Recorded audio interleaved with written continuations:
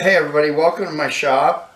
You found me in the middle of putting a neck together. We're gluing up the boards for the neck. And I'm at the part right now where I'm going to put this fingerboard with the fret slots cut in it already. We're going to glue it onto the neck. And this got me to thinking I might want to make a video about this because fretting a neck, putting these little wires in these little slots, seems to be a very intimidating task. At least it was for me when I first started building cigar box guitars. Well, it's really not that hard as long as you got a couple of files and a hammer and a couple pieces of wood and the fret wire. I want to remember there are a lot of people doing this. A lot of people have different ways. This is my way and it's worked out best for me. So go ahead and make your comments below if necessary. If you've got some earth-shaking mind-blowing method of fretting that we all don't know about. But anyway, wear yourself out down below. Anyway, let's get to work on this and I'm going to try to explain to you what it is that I do. Alright, the very basics of fretting. First off, you can buy necks that are done, completely fretted, everything's done for you, bolt right onto your guitar. You can buy necks that are leveled, have a fretboard on them with the frets cut. You could make your own. I've seen people use lumber like this. In fact, my first one was like this. You lay the pattern out, whatever your scale is, if it's 25.5, whatever it is. There are printable guides that let you know where your nut goes and where the frets go. But anyway, there are a number of ways to either make or buy fretboards that are ready to fret.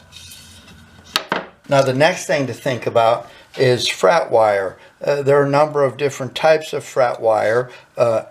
Basically how big it is or how tall it is and how much it sits above the fretboard once it's pounded in. They all have these grooves with these little tangs on it that hold everything in.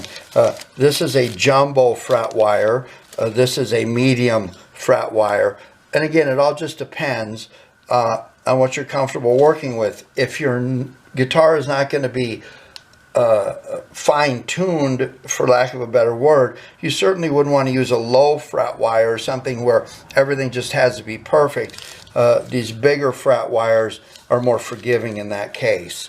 When it comes to how much fret wire will go how far, these bags sold by one of the companies that makes a lot of stuff for us, a bag of this will do about 2 guitars that have 21 frets on a neck. So there's 6 foot total, and about you can get about 2 necks out of one of these bags.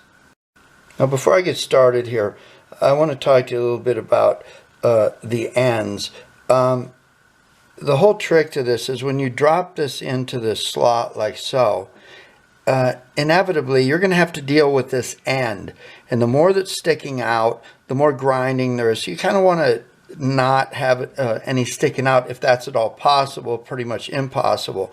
But when you make your cuts, you want to get rid of that as much as possible, because when you start grinding and sanding, especially if you like this wood or something, it's going to get tore up.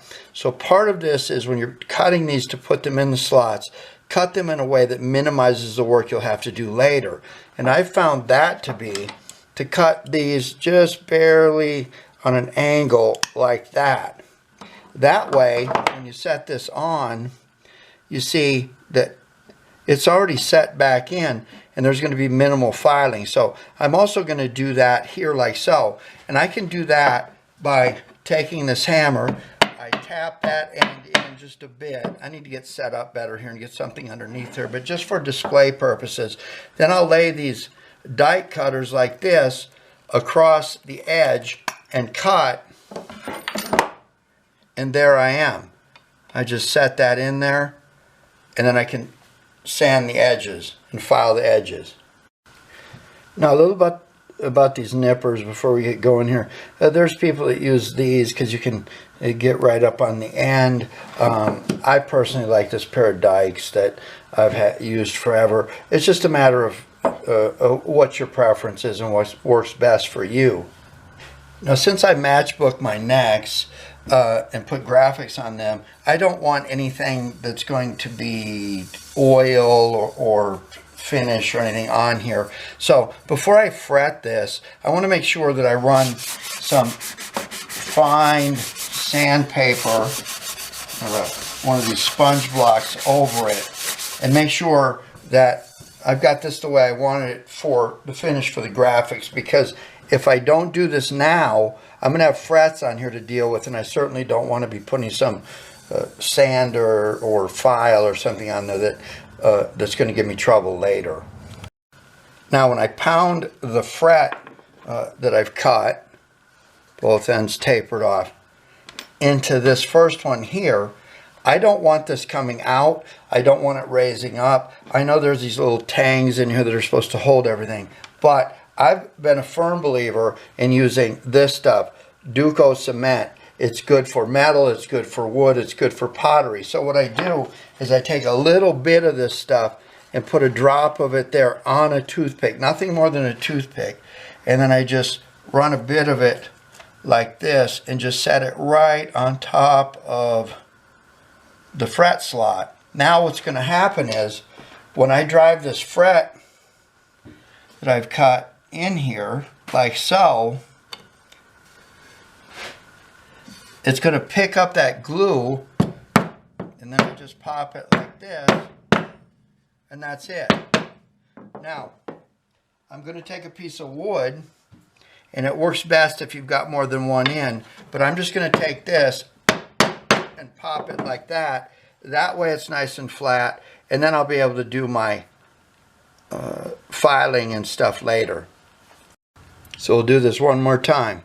I'm going to take and put a slight angle on the end of this that's going to go right there. You see how it's angled already.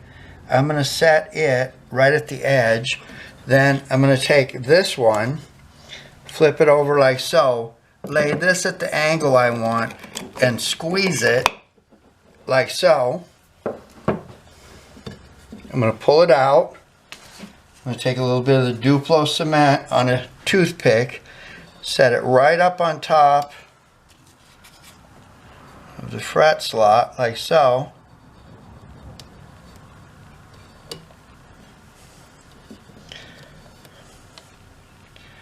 And set this on the edge like that.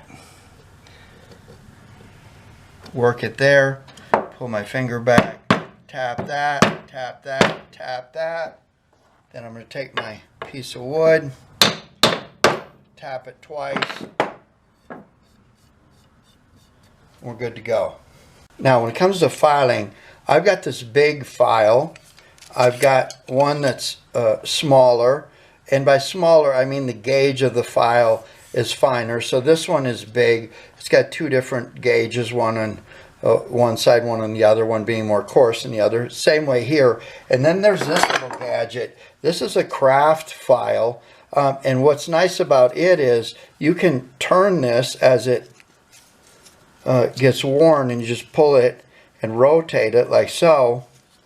But this allows you to get on the edges without damaging your fingerboard. So we'll start off by taking the big one. You need to be careful here.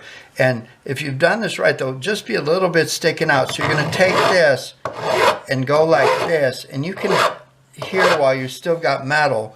Then you're going to turn it, because this will roll over because your neck is curved. And you do about a 45 here like so. Again, you don't want to cut into your wood. You can take your finger and feel it. You know what it's like to play a guitar, and you certainly don't want your fingers being cut or hung there. So you're going to take this one like this and do this. And then when you get up on top, you're going to pull this back and forth. When you get real close, you want to switch to the smaller file, like so. And you can see that's got a nice angle right there. Do you see that? That's kind of what you're looking for.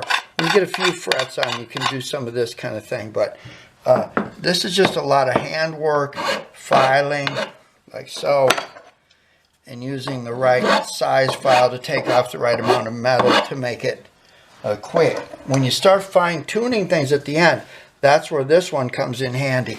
You're just going along here, and it rides the top. It's actually curved, and it just rides the top and does that final fine sanding for you, like so.